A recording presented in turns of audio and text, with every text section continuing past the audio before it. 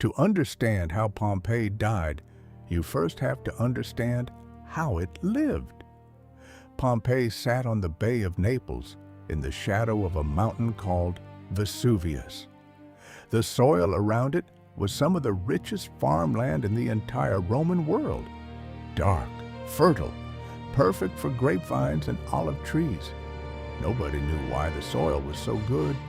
They didn't know they were farming on top of a volcano. By 79 AD, Pompeii was a thriving mid-sized city of roughly 11,000 to 20,000 people. It had everything a Roman city needed: a forum, temples, bathhouses, an amphitheater that could seat 20,000 spectators, bakeries, taverns, brothels, and elegant villas decorated with elaborate frescoes. It was not the capital of anything. It was not particularly famous. It was, in almost every sense, an ordinary Roman town. That ordinariness is exactly why its story matters so much today. Let's walk through what an average day looked like, just hours before everything changed. Bakers were already awake before sunrise, pulling loaves out of stone ovens. Archaeologists would later find bread still sitting in one of them, carbonized but perfectly intact, nearly 2,000 years later. Visual images of Roman baths, gymnasium ruins.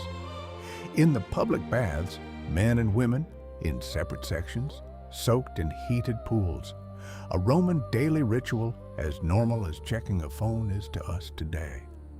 In the wealthier homes, families ate breakfast in courtyards decorated with paintings of gods, gardens, and mythological scenes.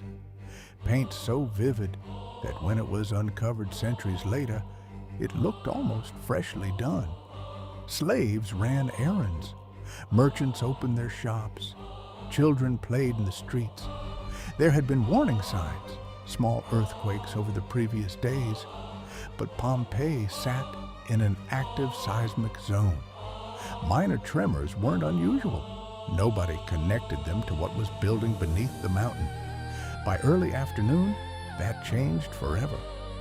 Around 1 p.m., Mount Vesuvius exploded, not with lava flowing gently downhill, with a column of ash, pumice, and gas that shot more than 20 miles into the sky. Modern estimates suggest the eruption released 100,000 times the thermal energy of the atomic bombs dropped on Hiroshima and Nagasaki combined. For the next several hours, Pompeii experienced something like a violent, suffocating snowfall. Except instead of snow, it was pumice stone, falling continuously, piling up on rooftops, until some buildings collapsed under the weight. Many residents fled during this phase. Ships in the harbor tried to evacuate people. Some made it out. Roman named Pliny the Younger watched the eruption from across the bay and later wrote letters describing it, the only surviving first-hand testimony of the disaster, which is how volcanologists still classify this type of eruption today. A Plinian eruption named after him. But for those who stayed, sheltering in their homes, believing the worst had passed, the deadliest phase was still coming. In the early hours of the next morning, the eruption column collapsed. What followed was a pyroclastic surge, a fast-moving cloud of superheated gas and volcanic debris, moving at speeds that could exceed 100 miles per hour, at temperatures hot enough to kill instantly. Death, for most victims, came in seconds. Pompeii disappeared, buried under 13 to 20 feet of ash and pumice. It vanished so completely that over time, people forgot exactly where it had been. The city became a myth, then a rumor, then nothing at all. For nearly 1,700 years, It wasn't rediscovered until the 1700s, when workers digging a canal stumbled upon ruins. Formal excavation began in 1748, and archaeologists quickly realized what they'd found wasn't just a buried city, it was a frozen moment in time. Because the ash had hardened around organic material before decomposing, 19th century archaeologist Giuseppe Fiorelli developed a technique of pouring plaster into the voids left by decayed bodies, creating haunting, exact casts of people in their final moments. A dog still chained in a courtyard, a family huddled together, a man shielding his face. The walls still had graffiti scratched into them, jokes, love notes, political slogans, the same kinds of things people scribble today. This is what makes Pompeii different from almost any other historical site on Earth. It's not a monument built to be remembered.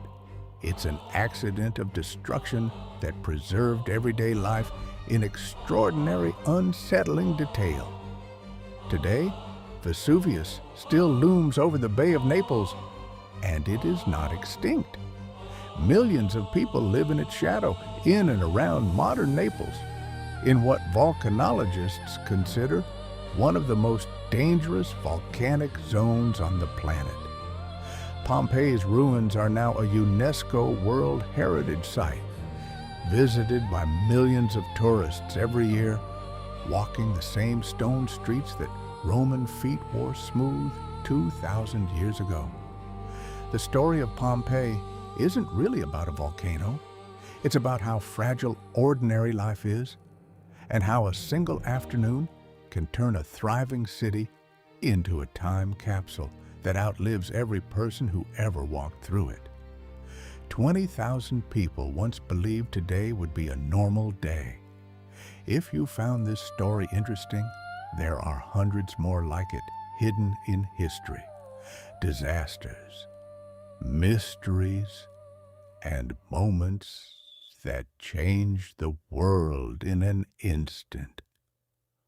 Subscribe if you want to keep